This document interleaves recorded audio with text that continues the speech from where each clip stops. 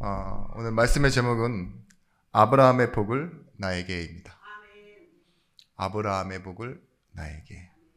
갈라디아서는 많은 성경이 그렇지만 도움 없이 혼자 읽기는 조금 어려운 성경이라는 생각을 좀 하게 됐습니다. 왜냐, 저도 여러 가지 핵심 구절을 많이 인용해 봤었지만 이 내용이 담고 있는 그 구절이 담고 있는 그 내용을 참 이렇게 오해했었고 좀 필요에 의해서 사용하지 않았었나 그런 생각을 좀 해봐요. 뜻이 분명하게 드러나 있지 않고 어떻게 보면 좀 감춰져 있는 내용이 너무 많았다. 저는 그렇게 봤습니다. 그래서 잠깐만 우리가 이 앞전의 내용을 다시 돌아보면 갈라디아 교인에게 이 신자된 정체성 그리고 하나님의 자녀된 그 근거를 다른 곳에서 찾으려고 하지 마라. 확인하려고 하지 마라. 십자가에서만 찾아라 라고 말씀했어요. 십자가의 근거 외에 구원받은 자의 이 신분 상태를 율법의 행위나 나를 지키는 것이나 아니면 할례 받는 걸로 돌아가게 되면 옛 시대를 사는 것과 같다. 그러니까 모세 시대처럼 율법을 지키고 행하고, 그죠? 그런데 지금은 어떤 시대냐? 예수로 말미암아 우리는 약속대로 성령의 시대를 살게 됐다. 예수의 죽음이 단순히 죽고 다시 살아나는 그런 기적이나 하나님의 능력이라고 말하는 게 아니라 예수의 죽음이 우리에게 무엇을 가져왔느냐? 하나님의 나라를 가지고 왔다. 하늘의 나라를 우리에게 임하게 했다 이 소리예요. 성령이 지금 어디 계시느냐? 놀랍게도 우리 안에 계십니다. 이 시대를 우리가 살아가게 됐다. 지금 말하고 있는 거죠. 그러면서 오늘 갈라디아 3장 5절 말씀에 너희에게 성령을 주시고 너희 가운데서 능력을 행하시는 이의 일이 율법의 행위에서냐 혹은 듣고 믿음에서냐. 지난주 말씀처럼 우리는 답을 냈습니다. 행위가 아니라 듣고 믿음에서인데 그 듣고 믿음도 우리가 들어서 믿음이 생겼다는 개념이 아니라 들을 수 있도록 하나님께서 은혜를 먼저 주셨다. 그죠? 그리고 그리스도 안에서 말씀으로 말미암는 믿음이 결국은 우리가 하나님 자녀인 것을 확인시켰고 지금 살아가게 하고 있다라고 말씀드렸습니다. 갈라디아 교인들이 이 흔들렸던 이유는 지금 우리 시대의 교인들이 흔들리는 이유와 좀 비슷해요. 그런데 갈라디아 교인들이 좀 더 흔들렸던 것 같아요. 왜냐? 우리는 태생적으로 유대인이 아니잖아요. 그러니까 유대인을 만나본 적도 없고 그러니까 어떻게 생각하죠? 당연히 부르심으로 구원받는 줄을 다 생각하잖아요. 그런데 갈라디아 교인들은 좀 다른 게 옆에 보니까 이 태생적으로 유대인들 뭔가를 상속받고 지금 이렇게 앞에 뭔가 좀 당당한 모습으로 서 있는 그들을 보면 좀 뭔가 달랐을 것 같아요. 제가 느끼기엔 그래요. 여러분들도 좀 그렇지 않나요? 나는 진짜 후뚜루마뚜루 대충대충 어쩌다 예수 믿었는데 어떤 집은 어떤 교회는 집과 교회는 참 훌륭하신 목사님과 그죠? 또한 그런 배경 속에 그렇잖아요. 제가 저번에도 한번 들은 적이 있는데 저희 권사님 중에 한 분은 오카는 목사님 그 육촌이세요. 사촌이면 더 좋겠지만 육촌이래요. 육촌이고 또 우리 권사님 나이가 거의 이제 80 같은 60인데, 아니 60 같은 80인데 뭐죠? 부모님 때부터 믿었대잖아요. 부모님이 어느 한날에 온 가족을 다 데리고 교회 가자고 하셔서. 그러면 조금 달라 보이지 않나요? 여러분들이 느끼기도 좀 다르지 않아요? 아유, 나는 병원에서 죽기 전에 믿었는데, 이런 느낌이랑 다르잖아요. 뭔가 약간 정통이라기보다는 뭔가 하나님이 조금 더 사랑하시는 것 같고, 뭐 그런 생각조차 안 하신다면 참 오히려 더 다행입니다. 근데 이 바울이 말하고 있는 내용을 한번 보십시오. 오늘 왜 하필이면 아브라함을 이 시점에서 꺼낼까요? 중요한 내용을 담고 있습니다. 아브라함의 자손이라서 구원받은 것이지 아니지 않냐. 아브라함은 어떤 사람이냐? 작업과 조건이 없는 사람인데 그를 부르신 하나님께 능력이 있는 거다. 너희도 그렇기 때문에 기억해라. 무엇을 기억하냐? 아브라함의 자손이기 때문에 내가 구원을 받고 율법을 지키고 선민이라는 생각을 갖기 전에 너희도 아브라함처럼 부름받은 사람이다. 그게 아브라함이 복이 나에게 임했다는 거예요. 지금 바울이 설명하고자 하는 복은 아브라함 자손이기 때문에 상속 개념으로 받는 복이 아니라 아브라함처럼 시작할 수 있는 복을 너희가 받았다. 그 복을 말하고 있는 겁니다. 왜 그렇게 말하느냐? 아브라함이 할례를 받은 내용이 창세기 17장에 나옵니다. 근데 우리가 잘 알고 있듯이 아브라함이 부름받은 내용은 창세기 12장에 나와요. 그 사이에 무엇이 있느냐? 부름을 받은 건 12장이고 할례를 받은 건 17장인데 그 사이에 무엇이 있다고요? 15장에 아브라함이 이를 믿으니 의로 여기시고가 나와 있어요. 부름받고 의로 여김을 받은 사건 이후에 할례가 있었다고요. 그러니까 할례로 구원받은 게 아니다. 하나님은 아브라함을 불러놓으시고 그를 믿음을 의로 여기시고, 할례는 뭐예요? 너 그거 잊어버리지 마. 너가 어떤 존재인지 절대 빼앗기지 마. 라고 기억하는 수단으로 주셨는데, 지금 유대인들이 주장하는 내용은 뭐예요? 기억하는 수단, 그 할례를 구원받는 시작으로 여기는 거잖아요. 순서가 잘못됐다. 그래서 이 바울이 굳이 아브라함을 데리고 오는 겁니다. 율법과 할례가 아닌 믿음으로써 의롭다 하심을 얻는다. 너무 중요한 말씀인데 오늘 마지막 절에도 또 나와 있죠. 11절 말씀에 의인은 믿음으로 말미암아 살리라 하였습니다.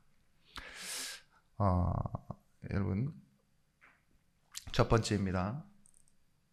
왜 아브라함의 복을 나에게 주셨냐? 하나님이 축복된 계획 속에 나를 부르셨습니다. 근데 지금의 나를 축복된 계획 속에 부르셨습니다. 이걸 믿으셔야 돼요. 지금의 나, 그리고 축복된 계획. 하나님은 아브라함을 부르실 때 모든 민족에게 복을 주시기 위해 아브라함을 하나님 자신의 계획 속에 포함시키시고, 그죠? 조건과 자격 없는 아브라함을 뭐예요? 아브라함에게 자신을 나타내기 시작하시는 거예요. 그러니까 이 아브라함이 어떻게 믿었냐, 어떤 방법과 내용보다 더 중요한 것은 뭐냐? 하나님이 어떤 순간에도 하나님 자신을 그렇게 나타내시는가? 그죠? 아브라함은 이렇게 자기 마음대로 또는 자기 선택대로 함에도 불구하고 하나님은 어떻게 아브라함에게 자신을 설명하셨느냐? 그게 창세기 12장부터 시작되어지는 하나님의 말씀이에요. 신명기 7장 7절 말씀에 여호와께서 너희를 기뻐하시고 너희를 택하심은 너희가 다른 민족보다 수요가 많기 때문이 아니니라. 너희가 모든 민족 중에서 가장 작으니라. 오해하시면 안 되는데 가장 작기 때문에 부르신 것은 아닙니다. 근데 가장 작음에도 불렀습니다.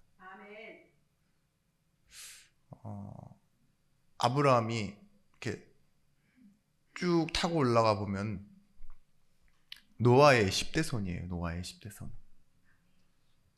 근데 전에도 말씀드렸듯이 아브라함이 믿음의 조상이라고 이런 말을 들을 수 있기 전에도 믿음의 사람들이 있었어요. 뭐 아담의 후손인 아벨, 뭐 에녹 나오잖아요. 죽지 않고 죽음을 보자. 믿음장에 나오는 사람들만 봐도 우리가 잘 알고 있는 120년을 순종한 노아도 믿음의 조상이라고까지는 하지 않아요. 그리고 아브라함 동시대 인물인 욥도 믿음의 조상이라고 하지는 않아요. 무엇이 달랐느냐? 하나님이요, 드디어 예수 그리스도를 통해 모든 민족에게 복을 주시기 위해 선택한 한 사람의 이름이 아브라함이에요. 그래서 믿음의 조상입니다. 여러분 신명기 26장 5절 말씀에 내 조상은 유리하는 아람 사람이라 뭐라고 말하고 있어요? 이스라엘 백성의 전체 조상은요, 그냥 이방 사람, 아람 사람 중에 한 사람인데 그 아람 사람이 방황하고 있었대요. 유리하는, 떠돌아다니는 사람 중에 한 사람이었던 그 조상 중에 나를 불러주셨다. 이게 신명기에 모세가 적어놓은 글입니다. 여러분 큰 민족이어서 오히려 작기 때문에 유리하는 그 민족 중에 한 사람을, 이 내용을 들으면 우리가 무엇을 떠올려야 되느냐? 나에게는 자격과 조건이 있지 않다. 하나님이 조건이 되신다는 걸 우리는 알 수 있습니다. 믿음을 설명하는 인생으로 만들어 가세요. 저는 항상 아브라함을 볼 때마다 한 얼마 되지 않았죠. 왜 아브라함의 믿음을 설명하는 대표적인 인물인가? 하나님의 설득 과정이 그 인생 속에 계속 나타나잖아요. 아브라함 자신이 잘해서가 아니라 그 때로는 뭐예요? 시작부터 될 수 없는 존재, 75세에 불렀다니까요. 지금 75세의 이 주변의 사람들 한번 보세요. 그리고 100세, 25년을 침묵하시는 것처럼 그 이후에도 아브라함이 어떻게 살아가죠? 이삭을 낳고도 또 수많은 아들을 낳고 살아갑니다. 대단한데, 다시 한번 짧게 설명드리면 아브라함은 처음 부름받았을 때 하나님이 누구신지를 알지는 못합니다. 그걸 보고 뭐라 그러냐? 무속신앙. 신에 대한 형태 없이 누구신지 모르고 자기가 바라는 것만 달라고 하는 걸 보고 무속신앙이라고 해요. 신이 누구든 상관없어. 하늘이든 바다든 자연이든 저기 돌덩이든 내가 원하는 걸 들어주세요. 오죽하면 나무를 보고 산신할매를 찾았겠습니까? 그런 게 무속신앙이죠.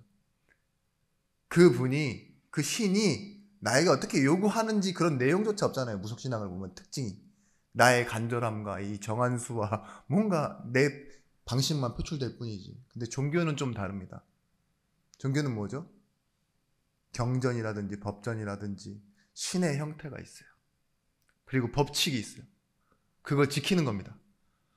신은 이렇다. 뚜렷한 형태가 있고 나는 그걸 지키고 바라보는 뭔가 신앙의 형태가 생기는 걸 보고 종교라고 합니다. 근데 아브라함이 어땠어요? 처음에는 신받은 것처럼 나오라니까는 끌려서 나오고 가라고 하니까 가는데, 그 무속신앙에서요. 어느 순간 자기가 자꾸 이상한 행동을 하는데도 하나님이 이끌어가고 계심을 봐요. 그죠? 그게 종교 생활이에요. 단을 쌓고 예배하고 이러는데, 그죠? 자신의 여심으로 뭔가를 해보려고 하는. 근데 나중 가서는 알게 되죠. 믿을 때 의로 여기시는 하나님을 보면서 모리아 산에 올라갔을 때는 그 자신의 아들을 하나님 앞에 내려놓을 수 있는 그 증거가 뭐죠? 약속하신 일을 믿으심으로 하는 거예요. 내 생각보다, 그죠? 어떠한 형태보다 내 상식보다 이걸 다 뛰어넘어서 하나님 자체를 바라보는, 그죠? 그리고 하나님이 어떤 마음을, 어떤 계획을 가지고 나에게 일하시는지를 아는, 그걸 보고 신앙, 믿고 바라보는 생활. 이걸 설명해내는 가장 중요한 인물이 아브라함이었습니다. 근데 왜 아브라함이 믿음의 조상이라고 하느냐? 하나님이 보시는 건요, 믿음 중에서도요, 가장 중요한 핵심은 예수 그리스도를 믿는 게 핵심이에요. 하나님을 잘 믿고 못 믿고의 기준이 뭐냐? 예수 그리스도를 보내신 걸 받고 구원받고, 또 이 예수 그리스도를 보내심이 나만 구원하는 것이 아니라 온 세상을 향한 하나님의 뜻이다 라는 걸 믿도록 하시는 거죠. 근데 아브라함이 그걸 믿은 첫 믿음의 조상이라는 거예요. 왜냐? 이삭을 드릴 때 분명히 예수님께서도 말씀하시고 히브리서에도 나와 있습니다. 뭐라고 하죠? 죽어도 살리심을 믿었다. 죽어도 사시는 분은 지금 우리 인류의 역사에 예수 그리스도밖에 없습니다. 이삭은 예수 그리스도께서 장차 이 땅에 오셔서 하나님의 계획을 이루실 것을 믿었다고 얘기하는 거예요. 그 첫 믿은 사람이 아브라함. 그래서 믿음의 조상이 됐습니다. 우리도 이와 같이 아브라함처럼 부름을 받았고, 아브라함처럼 예수 그리스도를 통해서 하나님의 계획이 이루어진다는 걸 믿으면 우리도 아브라함의 복을 받은 사람입니다. 여러분, 아브라함이 자신이 복의 근원이 될 것이라는 걸 믿을 수도 있었어요. 그리고 내 씨로 말미암아서 모든 사람이 복받는다라는 그런 신나는 내용을 믿었을 수도 있습니다. 그러면서 아들을 줄 것이다. 얼마나 즐거운 거. 이걸 믿는 게 편하죠. 또 이 모리아산의 언약을 통해서 순양을 준비하신 걸 보면서 그래, 미래가 어떻게 되겠구나 내다볼 수 있는 걸 믿으면 더 좋을 수 있습니다. 근데 그걸 보고 나머지 인생은 어떻겠냐고요. 그걸 보는 시간은 짧게잖아요. 모리아산에서 순양 준비된 걸 보고 있자 그러면 뭐 한 3일 걸렸을까요? 길어봐야 하루잖아요. 그죠? 한번 준비됐구나. 이삭을 이렇게 칼로 내려치는 순간도 잠깐이었을 거고, 제가 늘 말씀드리지만 예수님이 죽으신 것도 짧은 시간에 일어난 일이고 3일 만에 부활하셨으니까, 그죠? 그런 짧은 인류의 역사 속에 점처럼 아주 짧게 지나가는 그게 과연 인생에 무엇이고 인류에게 무엇이냐. 여러분, 그걸 보고 버티고 견디는 게 믿음이 아닙니다. 그걸 따라서 살아가는 게 믿음입니다.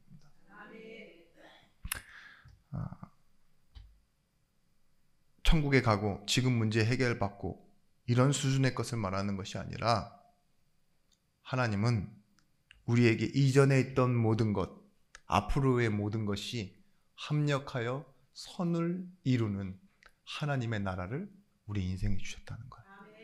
믿으셔야 됩니다.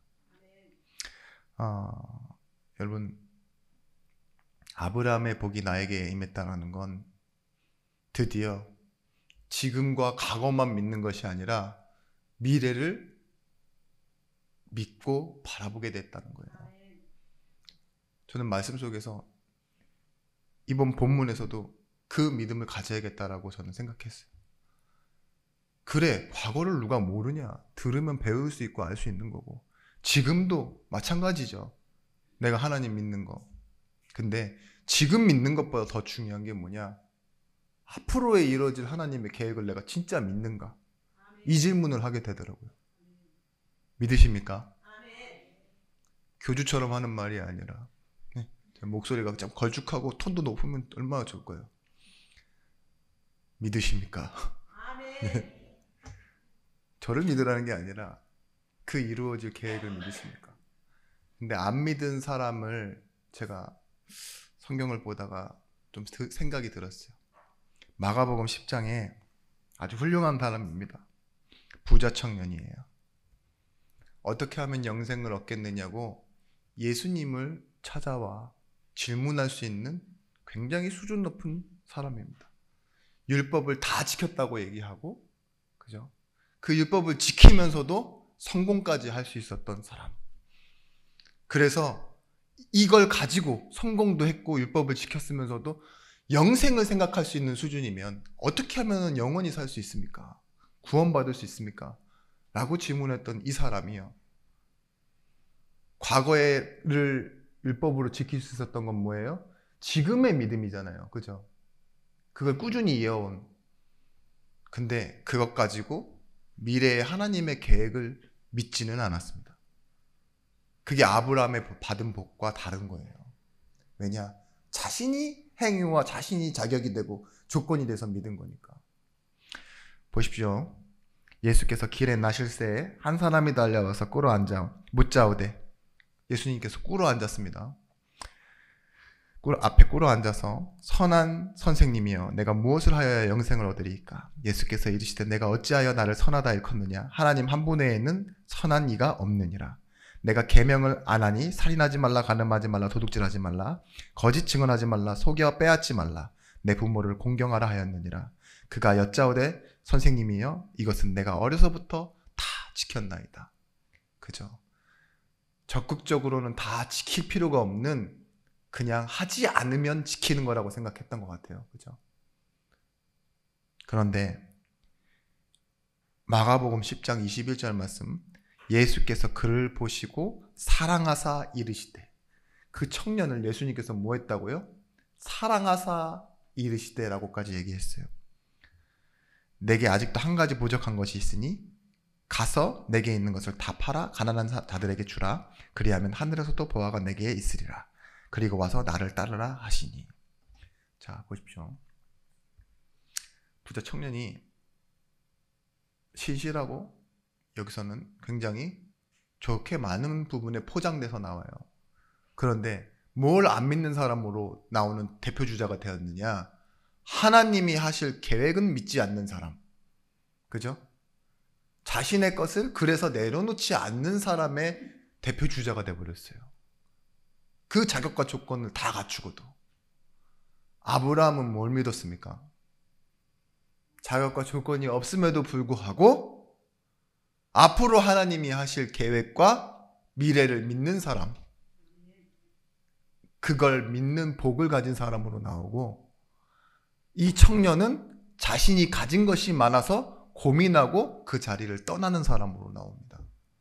과거에 잘 믿고 현재를 잘 믿는 것보다 더 중요한 거는 뭐냐? 오늘 지금 나에게 하나님의 계획이 믿어지느냐? 이게 받은 복이에요. 우리가 현실은 엉망이고 무너져 있고 눈앞에도 절망인데 하나님의 계획이 믿어지시면 여러분 복을 받은 사람들입니다.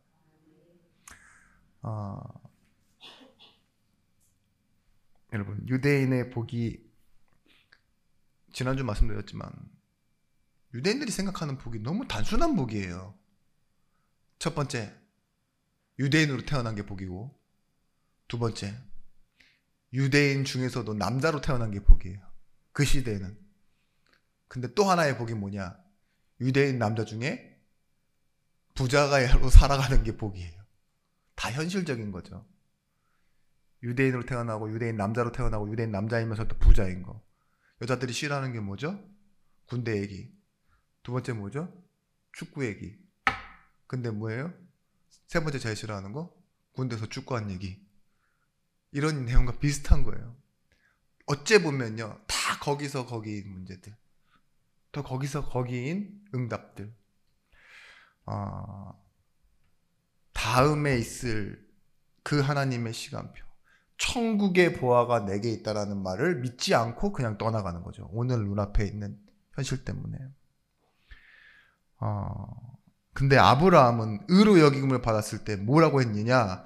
바랄 수 없는 중에 바라고 믿었대요. 그 차이가 있습니다. 그게 복이라고요.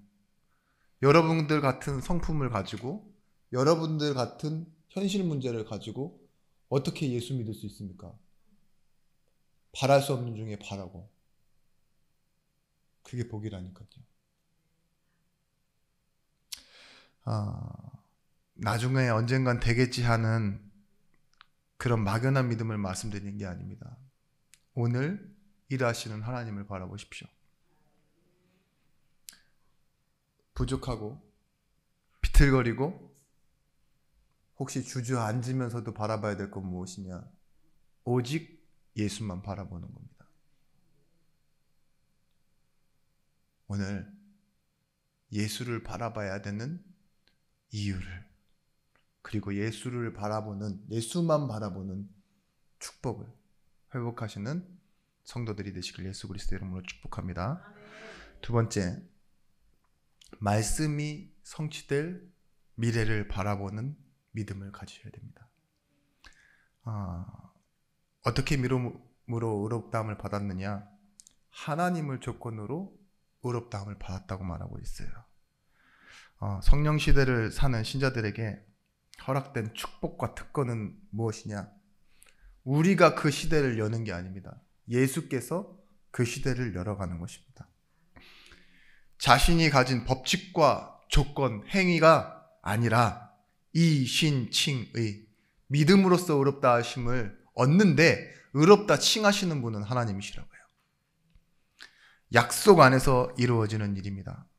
우리가 살게 될 시대, 십자가, 결국은 이 십자가가 뜻하는 것은 무엇이죠? 죽음과 부활뿐만이 아니라 새 시대를 뜻하는 겁니다.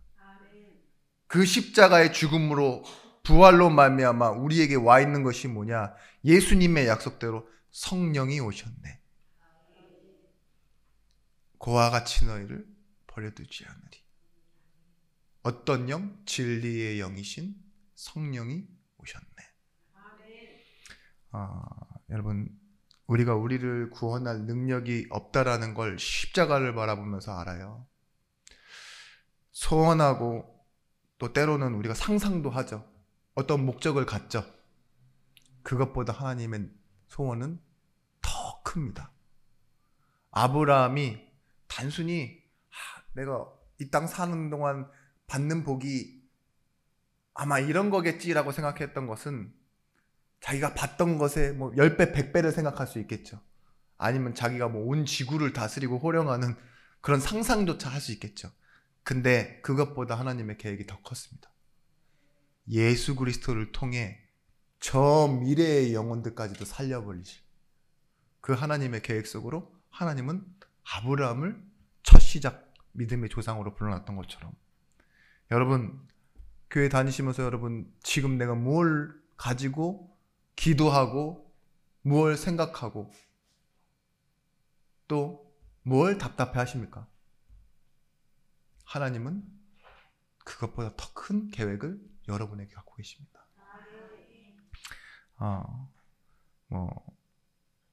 여러분 건강도 있고 체면도 있고 자존심도 있고 욕심도 많죠. 근데 하나님은 그것보다 더 큰 계획을 갖고 계세요. 속된 말로 네 욕심보다 더 큰 계획이 나한테 있어. 네 절망보다 더 큰 하나님의 계획이 나에게 있어. 이렇게 설명해 내시는 거예요. 오늘 그렇게 말씀 들으시길 바랍니다. 하나님이요, 왜 행위와 조건을 따지시지 않느냐? 하나님의 방법은요, 은혜를 동원하시는 거예요. 그래서 뭐라고 말해요? 때를 따라 돕는 은혜를 얻기 위하여. 은혜의 보좌 앞에 담대히 나아오라고 말하잖아요. 너희가 이 은혜 속에 나올 때 너희가 가진 자격과 조건, 어떠한 방식, 그리고 어떠한 이론이나 어떠한 질서보다 내가 너에게 주려고 하는 내 계획이 더 크고 놀랍다. 그거 하나님 설명해 내시는 거예요. 신자된 정체성은 어디에 있냐? 여러분, 신자된 정체성이 어디에 있죠? 내가 믿는 것이 아닙니다. 나에게 은혜와 사랑을 베푸시는 분이 하나님이시라는 게 우리의 정체성이에요. 출처와 원인이 하나님 되신다. 갈라디아 3장 7절 말씀. 그런즉 믿음으로 말미암는 자들은 아브라함의 자손인 줄 알지어다. 자, 이 질문을 조금만 다시 생각해 보세요. 앞에 내용과 함께 같이 제가 지금 말씀드리는 내용을 생각해 보시면, 믿음으로 말미암는 자들은 아브라함의 자손인 줄 알지어다. 네가 그렇게 약점에 많고 뭔가 분리한다고 할지라도 아브라함처럼 부름받았으면 너는 복을 받은 사람이야, 이 소리예요. 아멘. 다시 말씀드립니다. 갈라디아 교인들에게 이렇게 말한 겁니다. 율법과 할례와 날지킴, 그런 조건이 너에게 없다라고 생각하면 너는 아브라함처럼 부름받은 거다. 아브라함은 그런 거 없이 부름받았고 구원받았기 때문에. 그러니까 너에게 조건과 자격이 없거든 아브라함이 받은 복을 받은 줄 알지어다라고 확신이 못 박아서 얘기하는 거예요. 여러분, 아브라함에게 아들을 주겠다는 그 약속을 아브라함이 먼저 요구했다라고 나와 있지 않습니다. 그냥 내가 주겠다고 했지. 필요한 거를 누가 봐도 알아요. 근데 포기했잖아요, 아브라함도. 그 요구에서 받은 복이 아니라, 또 아브라함이 성경에 보시면 알겠지만 욥처럼 회개해서 뭔가 하나님이 응답 주신 것도 아니에요. 그죠? 그리고 어떤 하나님 앞에 계약을 가지고 한 것도 아닙니다. 타협하지도 않았어요. 우리 조율을 좀 해봐요. 좀 그런 시간이 있긴 했어요. 이 횃불 언약이라고, 내가 좀 하나님 약속이 얼마나 확실한 줄 알아야겠으니 나와 계약을 맺으시고 언약을 하십시오. 그래서 각가지의 동물들을 다 반으로 각을 떠서 했죠. 각을 떠놓고 둘이서 같이 걸어가면 그게 뭐예요? 계약이 되는 거예요. 옛날 고대 근동지방에서는요, 이 왕과 왕이 이 피해 계약을 맺을 때요, 동물을 반으로 잘라놓고 각을 떠서 뭐예요? 이 둘이서 손을 잡고 거기를 건너는 거예요. 그게 피해 언약이에요. 계약. 둘 중에 한 명이 어기면 뭐예요? 너도 이렇게 된다. 근데 거의 주종관계의 계약에서 그런 계약을 많이 했다고 해요. 근데 아브라함도 그런 계약하자고 비둘기부터 시작해서 양, 소 막 여러 마리를 다 잘라놨어요. 얼마나 확실하게 못 받고 싶었으면. 근데 뭐 했죠? 아브라함이 기다려도 오지 않으니 졸고 있는데 갑자기 저기서 횃불 하나 탁 떠올라서요, 혼자 지나가 버렸어요. 이건 네가 이루는 언약이 아니다. 함께 이루는 언약도 아니다. 내가 이룰 언약이다. 그죠? 뭐예요? 지키지 않으면 뭐예요? 죽는다라는 그 계약 앞에서도요, 하나님이 응해 주신다니까요. 근데도 뭐예요? 응해 주시지만 너와 함께는 아니다. 내가 이룰 것이다. 이런 약속을 아브라함이 받았습니다. 여러분, 기도하고 신앙생활에 경력이 쌓이고 헌신을 하게 되는 것은 성장은 맞지만 그것이 조건되지는 않습니다. 응답받기 위한 수단이 되지 않는다는 소리입니다.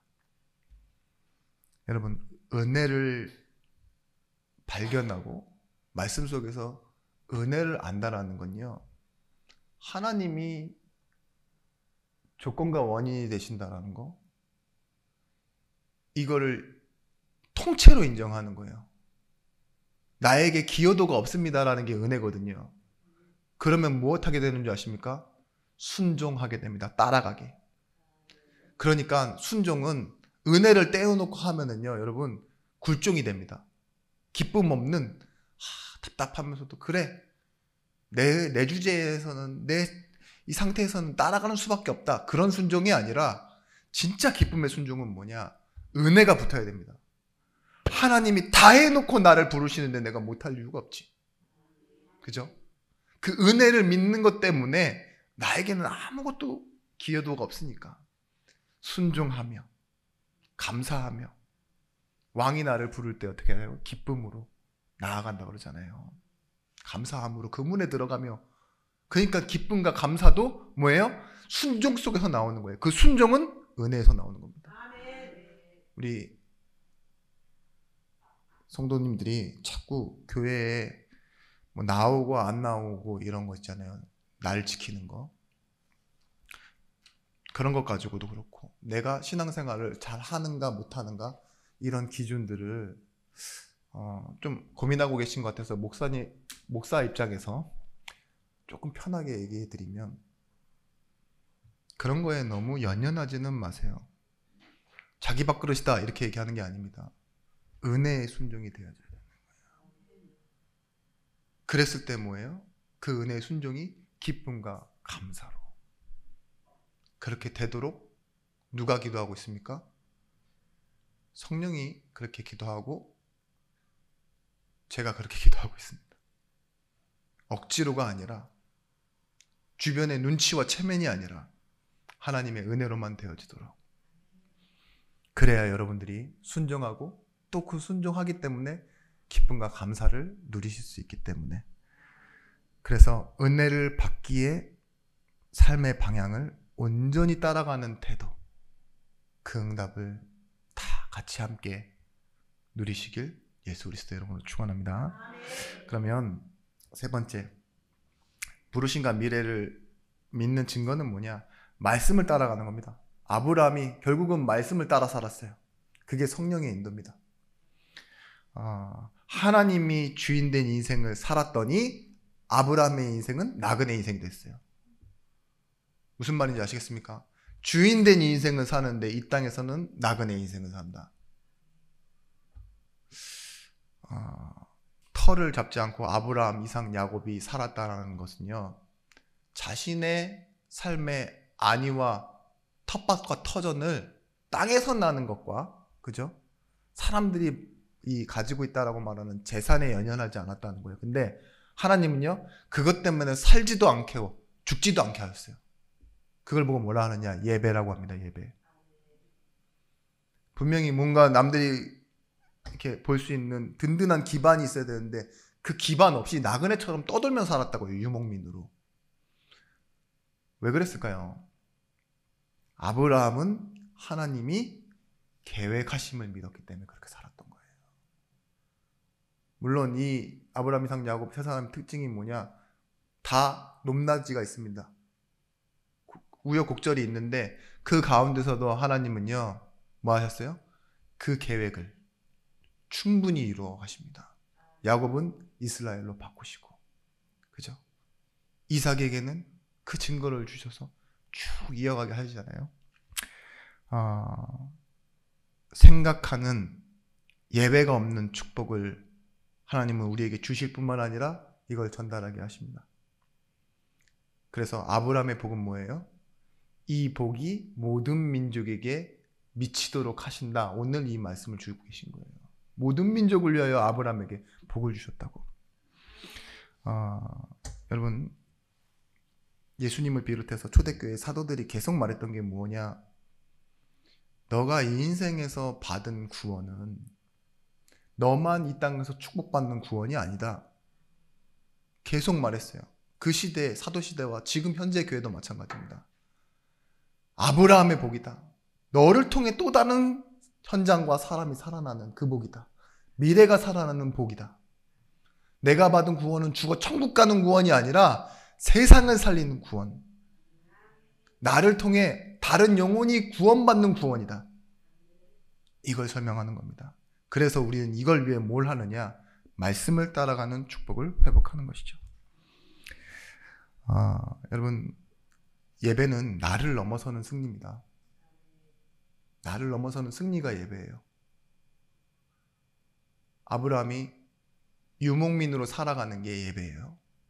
근데 때가 되니 뭐예요?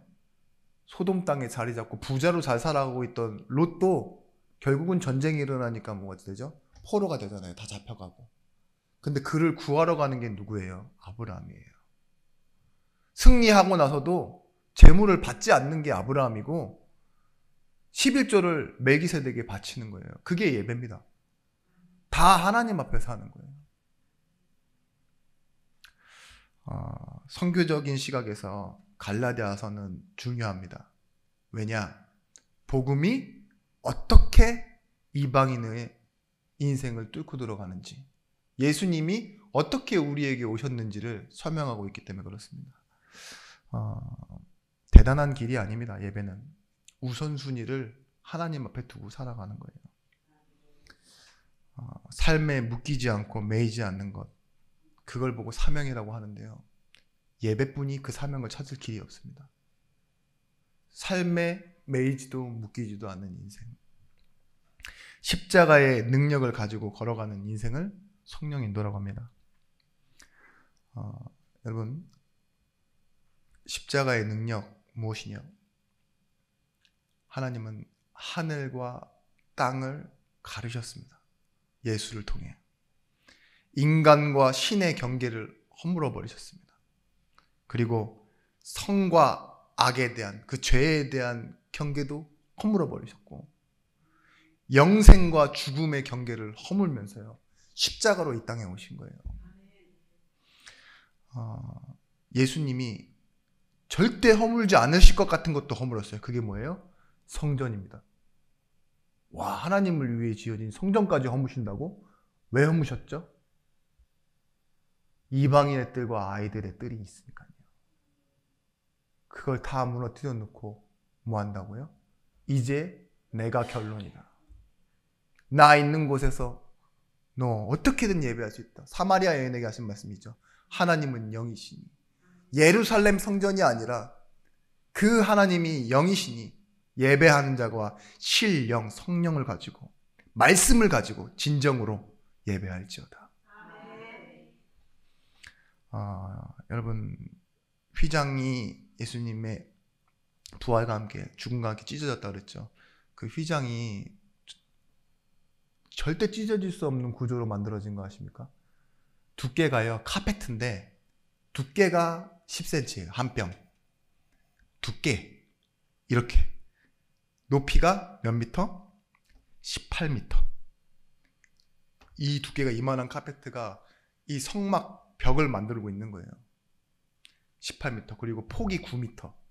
근데 이걸 주주해보고 짜본 사람들은 알지만 이게 위에서 아래로 갈라질 수 있는 건 확률이 제로랍니다. 제로. 말 두 필씩 양쪽에서 잡고 끌어도 절대 끊어지지 않는데요. 근데 그게 위에서 아래로 찢어지는 건 몇 배의 더 큰 힘이 주어도 안 된대요. 근데 뭐예요? 그 성막을, 휘장을 찢어버리신 건 뭐예요? 하나님 나라로 가는 길을 열었다. 이 소리예요. 오늘도 마찬가지입니다. 절대 안 될 것 같은 일들이 있죠. 근데 하나님은요, 그 절대 안 될 것 같이 낙심하고 포기해버린 인생에 천국, 그리고 영원한 미래라는 길을 우리 앞에 열어놓으셨습니다. 잊지 마십시오. 우리는 택하신 족속이요, 왕같은 제사장들이요, 거룩한 나라요, 그의 소유가 된 백성이니 이는 너희를 어두운 가운데서 불러내어 기이한 빛 가운데 들어가 계신 이의 아름다운 덕을 선포하게 하려 하심이라. 우리가 누구냐? 예수의 생명을 가진 자입니다.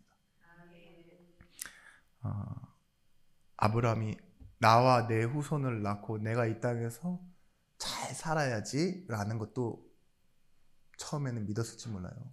근데 나중은 무엇을 믿었냐? 나를 통하여, 내 후손을 통하여 이 하나님의 영원한 약속이 선포되어지고 성취되어질 거라는 걸 믿는 믿음의 조상이 된 것처럼, 여러분들도 오늘 이 하루의 믿음의 인생이 나를 살게 했을 뿐만 아니라 또 다른 인생을 구원하시는데 쓰게 하시는 교회가 되었음을, 나도 성도요, 우리 교회가 그 하나님의 미래를 이끌어가는, 응답받는 교회가 되도록 여러분 함께 기도해 주시길 바랍니다. 결론은 이렇습니다. 결론은 성령의 약속은 하나됨의 약속입니다. 성령께서 원래 하나님 한 분이신 분이잖아요. 예수님께서 이렇게 말씀하시죠. 당신이 나에게 주신 영광을 이들에게 주었사오니 이들도 우리와 같이 하나가 되어지게 하옵소서. 그러면서 성령을 보내는 거예요. 근데 성령 때문에 우리가 뭘 알죠? 지금 하나님과 함께 있음을 알게 되잖아요. 하나됨의 약속이 성령입니다. 십자가의 죽음이 영원한 생명을 만들어냈던 것처럼 오늘 이 성령 하나됨의 약속을 가지면 우리는 무엇이 된다고 말했냐? 사도행전 1장 8절 말씀처럼 권능받고 증인이 된다고 했어요. 하나됨의 성령, 한 일을 이루시는 그 성령이 여러분 인생 가운데 함께하고 계십니다. 그래서 여러분들이 살아가는 동안, 앞으로 남은 시간 동안에 그가 내 안에, 내가 그 안에 있음이, 그리고 그를 통해 열매 맺고 그를 통해 증거를 갖는 인생이 되도록 여러분 또다시 응답을 받는 증인들이 되시길 예수 그리스도 이름으로 축원합니다. 기도하겠습니다. 하나님, 아브라함과 같이 나로 인해 이 복을 받는 증거들이 우리 가정과 우리의 삶과 우리 교회에서 일어나게 하여 주옵소서. 지금만이 아니라 미래를 향한 하나님의 계획을 붙잡고 증인으로 나아가는 발걸음을 허락하여 주시옵소서. 성령에 의지하여 갈 때 우리 있는 현장에 하나님 나라의 증거가 나타나게 하여 주옵소서. 예수 그리스도의 이름으로 기도드렸습니다. 아멘.